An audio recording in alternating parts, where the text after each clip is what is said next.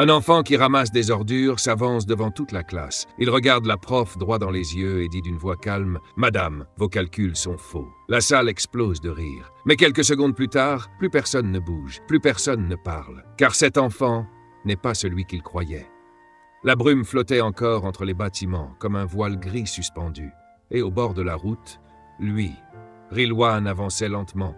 Il portait une grande poche en jute râpée, trouée sur les côtés. Ses doigts étaient rouges, fendillés par l'air glacial. À ses pieds, des sandales tordues, presque lisses.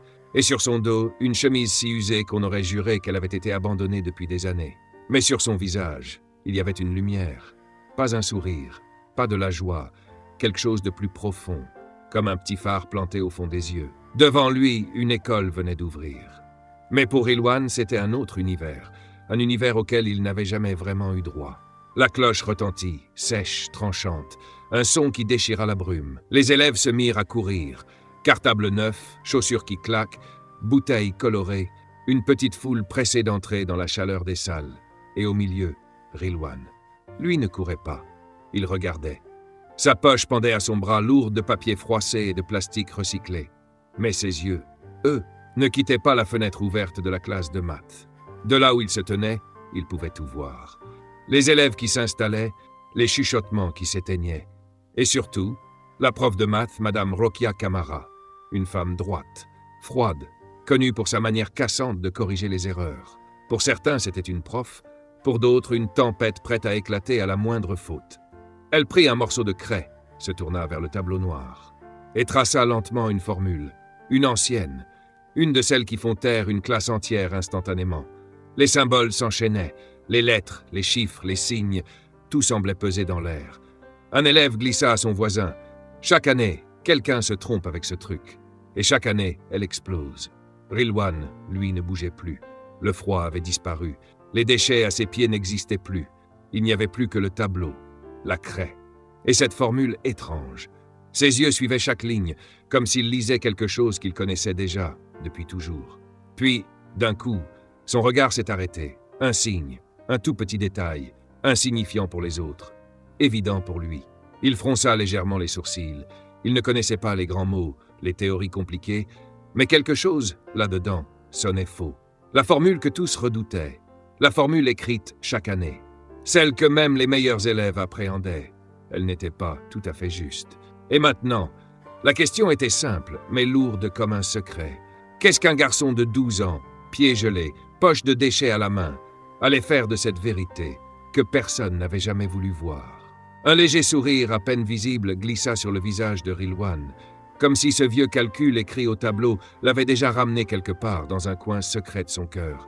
Et alors, une image revint, une voix, une présence.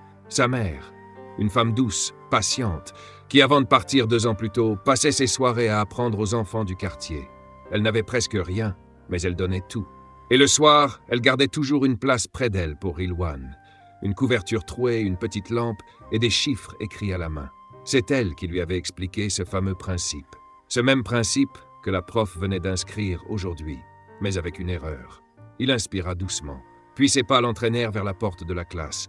À l'intérieur, plusieurs garçons éclatèrent de rire en le voyant approcher. « Hé, regardez!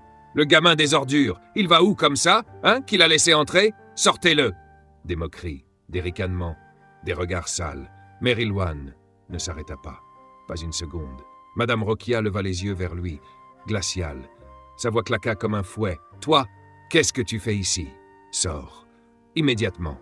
Ici, c'est une salle de classe, pas une décharge. » La classe éclata de rire, une vraie vague. Certains tapaient du poing sur leur bureau, d'autres lui lançaient des regards pleins de mépris. Rilwan releva la tête. Le froid avait disparu. La peur aussi. Sa voix, calme, presque posée, coula dans le silence qui tombait. « Madame, la formule, vous l'avez écrite, elle n'est pas juste. » Un coup de tonnerre, exactement ça. Le silence soudain, brutal, comme si tout l'air de la salle avait été aspiré d'un seul coup. Un enfant des rues venait de dire à la prof de maths la plus redoutée de l'école qu'elle s'était trompée. Madame Rokia eut un sourire sec, moqueur. « Toi, tu vas m'expliquer les mathématiques? Très bien, viens, montre-nous. Puisque tu sais mieux que moi. » Elle s'écarta du tableau. Un geste théâtral, presque cruel. La classe, elle, bouillait d'excitation. « Oh là là, ça commence!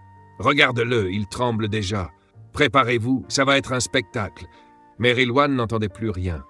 Plus les rires, plus les remarques, plus les humiliations. Il avançait seulement, pas après pas, comme s'il marchait vers quelque chose d'inévitable. Pour la première fois de sa vie, ses pieds entraient dans cet espace interdit, là où seuls les élèves avaient le droit d'aller, là où jamais un enfant pauvre n'avait posé la main. Il arriva devant le tableau, juste devant, la craie posée sur le rebord.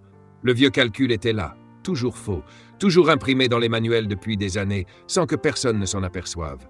Un enfant sans cahier, sans livre, sans uniforme, était sur le point de corriger une erreur que tout un système avait ignorée. Il tendit la main. Ses doigts tremblaient. La craie toucha sa peau. Il hésita, car au même moment, une voix de son passé murmurait encore, la voix de sa mère.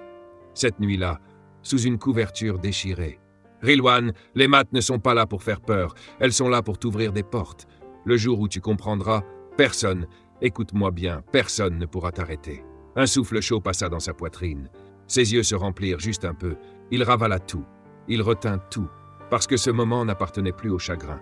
Alors il releva la tête, et ce que Rilwan s'apprêtait à faire allait changer bien plus qu'un simple exercice sur un tableau noir. Sans un mot, il effaça d'abord ce que Madame Rokia avait écrit. Chaque geste était précis, presque respectueux. La classe, elle, ne comprenait plus rien. Un silence lourd venait de retomber, un silence que même les moqueurs n'osaient briser. Quand le tableau fut vide, il recommença, ligne après ligne. Son écriture était hésitante, mais son esprit, lui, brillait d'une netteté incroyable. La première ligne se traça doucement, et immédiatement, tout le monde s'arrêta de respirer. La deuxième ligne, et les yeux de Madame Rokia s'écarquillèrent, comme si quelque chose au fond d'elle venait de bouger, de se fissurer. La troisième ligne, et même le meilleur élève du fond de la salle se redressa d'un coup, la bouche entr'ouverte. Il n'avait jamais vu cette construction, jamais. Puis vint la quatrième, et avant même que la craie ne quitte le tableau, la professeure s'était déjà levée d'un bond, incapable de rester assise une seconde de plus. Sa voix, si dure d'habitude, se brisa légèrement. Mais comment? Elle s'avança vers le tableau, les lèvres tremblantes. Devant elle, la vérité était là, implacable. Dans les manuels, ce passage était faux. Depuis 14 ans, repris, recopié, enseigné, sans que personne ne s'interroge.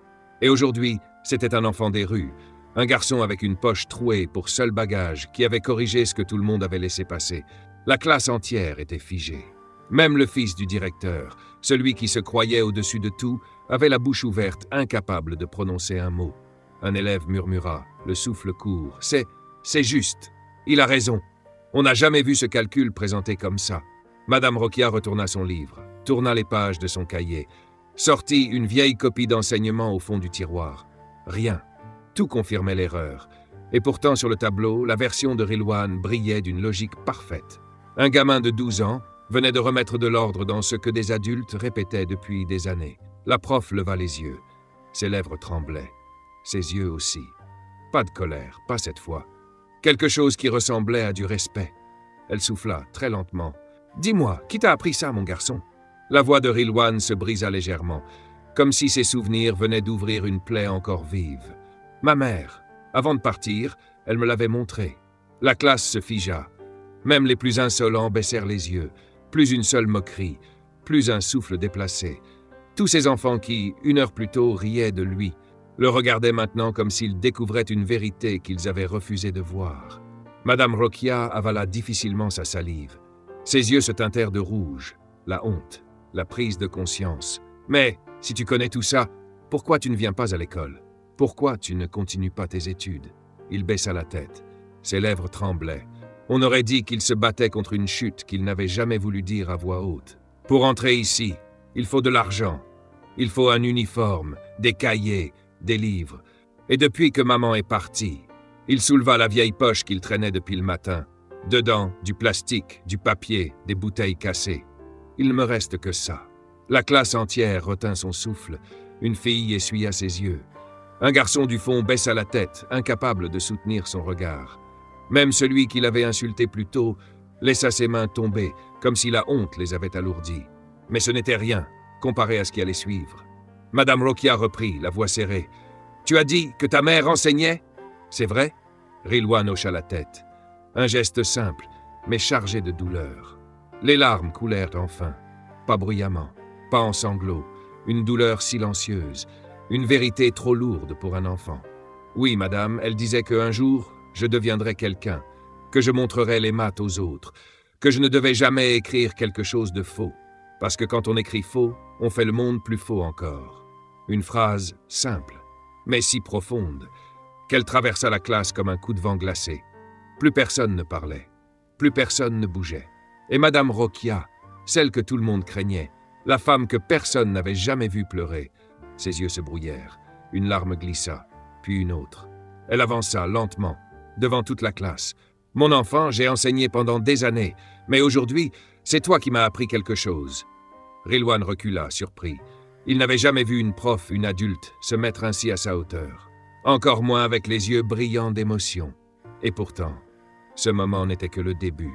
Et puis, ce moment est arrivé. Celui qui a retourné tout le bâtiment, celui qui a changé un destin. Madame Rokia inspira profondément, puis déclara d'une voix qui vibrait dans chaque mur. « À partir d'aujourd'hui, ce garçon est élève de cette école. Il s'assiera où il veut, dans la classe qu'il veut, et tous ses frais, je les prendrai en charge. » Un silence, puis une explosion. La classe entière se mit à applaudir comme si un barrage venait de céder. Les rires d'avant avaient disparu, remplacés par un respect nouveau, brut, puissant. Mais Rilwan, lui, ses yeux débordaient encore. Il n'arrivait pas à les retenir. Il leva la tête, tremblant. « Madame, je veux bien étudier, mais si je viens ici, alors qui fera mon travail? Qui ramassera les déchets ?» La question tomba comme une pierre en plein cœur. Un coup direct, sec, qui fit taire même les plus bruyants. Madame Rokia posa sa main sur son épaule. Sa voix se fit grave, lente, presque sacrée. « À partir d'aujourd'hui, tu ne ramasseras plus les déchets, tu ramasseras ton avenir. » Et toute la pièce resta figée. Une phrase, une seule. Et toute une école venait de comprendre quelque chose de trop longtemps refusé. Elle prit la main de Rilwan et l'entraîna vers la salle des professeurs. Dans ses yeux, une lumière nouvelle, comme si elle venait pour la première fois de retrouver le sens profond de son métier. Mais en entrant, 2 enseignants se levèrent aussitôt. Leurs visages étaient tendus, fermés, presque indignés. L'un d'eux lança d'une voix dure « Rokia, qu'est-ce que vous faites? On va faire entrer n'importe qui maintenant. Vous voulez vraiment que ce gamin des rues, s'asseye avec les enfants de bonne famille, et s'il est malade, et s'il apporte je ne sais quoi ?» L'autre renchérit moqueuse. « Jamais de la vie il ne pourra suivre. On ne peut pas changer les règles pour lui. » Madame Rokia les fixa, les mâchoires serrées. Un éclat particulier dans les yeux. « Ce garçon a vu ce que nous n'avons pas vu pendant 14 ans. Il a corrigé une erreur sous nos yeux. Et vous osez encore parler de lui. Comme d'un fardeau. Mais il n'y a rien de plus dur que de convaincre ceux qui refusent d'écouter. C'est à ce moment-là qu'un homme entra. L'atmosphère se contracta d'un coup. Le directeur. À sa seule présence, tout le monde se redressa. Sa voix tomba, glaciale. « Qui est cet enfant? Pas d'uniforme, pas de frais de scolarité. Rien. Qui l'a laissé entrer ici ?» Madame Rokia s'apprêta à parler. Mais il la coupa d'un ton encore plus sec. « Cette école n'est pas faite pour les pauvres. Elle est faite pour ceux qui peuvent payer. Ce garçon n'a rien à faire ici. » Rilwan sentit quelque chose se briser en lui. Une fissure ancienne, qui s'ouvrait à nouveau. Il retira doucement sa main de celle de la prof, fit un pas en arrière, la tête penchée, les yeux pleins d'une honte qu'il n'avait jamais méritée. « Madame, je vais m'en aller. Je savais bien que je n'ai pas ma place ici. » Sa voix était tellement brisée qu'elle aurait pu faire fondre n'importe quel cœur. Mais pas ce jour-là, pas encore. Madame Rokia frappa la table d'un coup sec, un coup qui fit sursauter tout le monde. Sa voix devint un tonnerre. « Assez! Personne n'humiliera cet enfant encore une fois. À partir d'aujourd'hui, il est sous ma responsabilité, et personne ne l'empêchera d'apprendre. Personne. » Un silence écrasant. Le genre qui fait trembler les murs. Monsieur Sekou serra les dents. « Rokia, votre sensiblerie vous empêche de gérer une école. Nous sommes déjà en difficulté financière et vous voulez inscrire un enfant des rues gratuitement ?» La tension monta.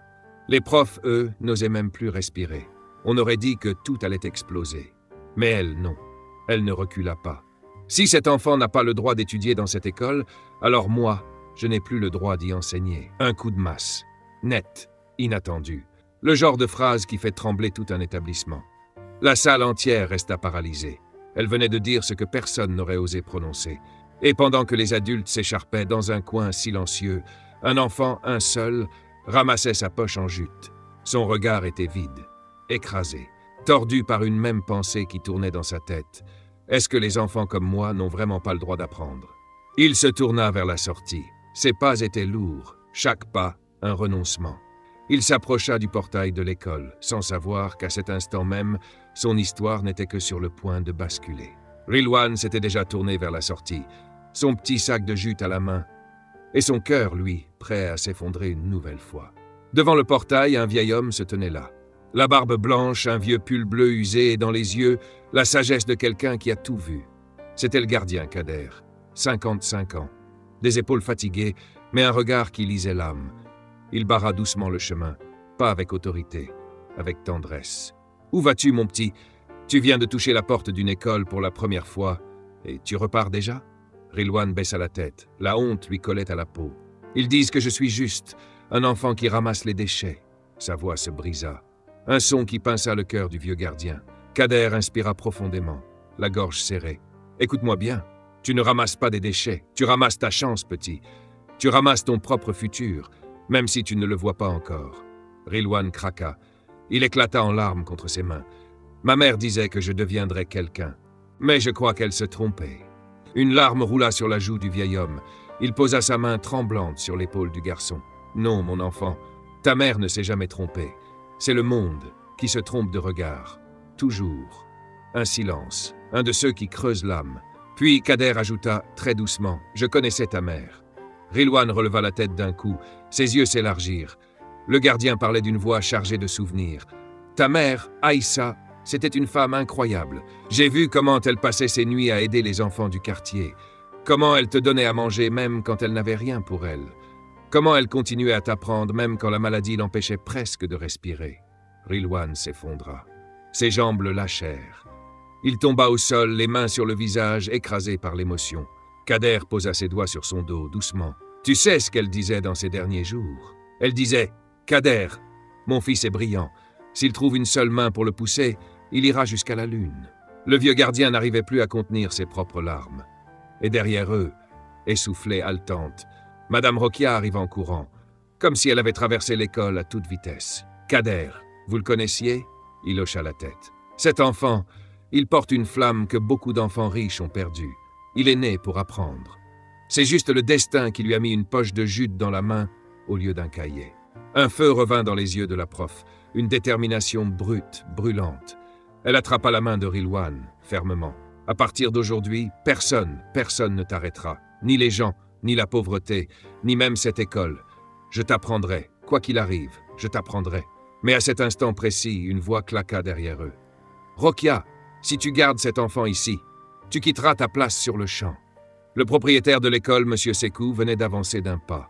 Son visage était crispé, son regard dur. « J'ai été clair, si tu t'obstines avec ce garçon des rues, tu es renvoyé. » Immédiatement. Kader recula d'un pas, choqué. Rilwan, lui, serra la main de la prof avec une force qui trahissait sa peur. Madame Rokia se figea. Un battement de cœur. 2, 3. Autour d'eux, des enfants s'étaient rassemblés. Des habitants du quartier aussi. Des professeurs hésitants. Tous attendaient. C'était devenu plus qu'une dispute, plus qu'une règle d'école. C'était un choix, un vrai. La prof allait-elle protéger sa carrière ou protéger un enfant qui n'avait jamais eu de chance? Rokia releva la tête, et dans ses yeux, quelque chose brûlait. Pas de la colère, pas de la peur, un vrai incendie. « Monsieur Sekou, vous pouvez m'enlever ma place, mais vous n'enlèverez jamais la professeure qui vit ici. » Sa main tapa contre sa poitrine. Sa voix vibrait, profonde, grave. Le propriétaire éclata de rire. Un rire sec, sans chaleur. « Rokia, vous êtes trop émotive. On ne dirige pas une école avec des émotions. On la dirige avec la tête. » Elle avança. Un pas, puis un autre, jusqu'à se tenir juste devant lui. Sa respiration était lente, contrôlée, aiguë comme une lame. Si on dirigeait vraiment une école avec la tête, alors expliquez-moi, comment un faux calcul a pu dormir dans vos livres pendant 14 ans sans que personne ne s'en aperçoive? Un frisson traversa la foule. Tous retinrent leur souffle. Elle ajouta, plus fort, plus clair. Et ce n'est pas un professeur, ni un directeur, ni un élève privilégié qui a vu cette erreur. C'est un enfant que vous méprisez. Un garçon que vous appelez ramasseur de déchets. C'est lui qui a trouvé la vérité. La foule s'agita. Des murmures, des regards échangés. La vérité venait de frapper plus fort qu'un marteau. Si cet enfant est si intelligent, dit quelqu'un dans la foule, pourquoi ne pas le laisser étudier? Oui, pourquoi? Qu'a-t-il fait de mal? Pourquoi la pauvreté devrait-elle décider? Le propriétaire devint rouge de colère. C'est terminé. Soit cet enfant sort, soit vous partez. Et là, sans hésiter, sans trembler, Madame Rokia dit « Très bien, monsieur, je pars. » Un choc, une onde. La foule resta bouche bée. Elle attrapa la main de Rilwan fermement. « Viens, mon garçon, à partir de maintenant, tu es mon école, tu es ma classe, tu es mon rêve. » Rilwan sentit son cœur se serrer. « Mais madame, pourquoi? Pourquoi laisser votre travail pour moi ?» Elle se mit à genoux devant lui, les yeux dans les siens. « Parce que ce monde n'a pas besoin d'un professeur de plus. Il a besoin d'un enfant comme toi, un enfant capable de corriger ce que même les adultes n'ont pas vu. Un enfant capable de changer les équations du monde. » La foule avait les yeux brillants. Kader essuya une larme, puis avança. Sa voix était grave, stable, ancrée dans la vérité. « Si vous voulez l'enseigner, Rokia, alors moi, dans ce lieu, je ne laisserai personne lui barrer la route. » Il sortit un vieux enveloppe froissé. Un enveloppe qui avait visiblement traversé le temps. Sur le dessus, écrit de la main d'une femme fatiguée mais forte. « Pour mon fils, Rilwan. » Kader murmura « Ta mère m'avait confié cette lettre. Elle m'a dit, si un jour je ne suis plus là, donne-la lui quand il sera perdu. Car alors, il en aura besoin. » Les mains de Rokia tremblaient. Elle ouvrit doucement le papier. Les mots, écrits d'une écriture fragile, disaient « À mon Rilwan. Si un jour le monde t'empêche d'apprendre, cherche un humain capable de te comprendre. Parce que mon fils, ce n'est jamais la pauvreté qui arrête un enfant. Ce sont les gens. Un jour, tu t'élèveras plus haut que mes rêves. Et surtout, ne te crois jamais moins que les autres. Jamais. Ta mère. » À la lecture, Rokia s'effondra en larmes. Rilwan, lui, tremblait. Il n'arrivait même plus à respirer. Alors, quelqu'un dans la foule applaudit, puis un autre encore. Et bientôt, toute la foule. Un vieil homme s'avança. « Rokia, enseignez-le chez vous. On s'occupera du reste. » Une femme ajouta « Je lui offrirai ses manuels. Moi, je lui donnerai un sac. Je paierai sa cantine. Je financerai ses cours. Je lui trouverai des chaussures. » Un élan, un écho, un miracle collectif. Même le propriétaire, sentant la foule basculer, sentant le vent tourner, finit par capituler. « Bon, d'accord. Le garçon peut rester. Il peut étudier ici. » Mais Rokia secoua la tête. Sa voix était calme et pleine d'une puissance nouvelle. « Non, monsieur, il n'étudiera pas ici parce que vous y êtes forcé. Il étudiera parce que nous avons gagné. Parce que la vérité a gagné. Parce que la justice a gagné. » Et ce jour-là, un enfant des rues, un enfant avec une poche trouée, ne corrigea pas seulement un exercice de mathématiques. Il corrigea la manière dont les adultes regardaient les enfants pauvres. Ce jour-là commença sa vraie vie, la première page de sa nouvelle histoire. Et si cette histoire t'a touché, alors laisse un signe, partage-la, fais-la voyager, pour qu'aucun enfant comme Rilwan ne soit plus jamais ignoré.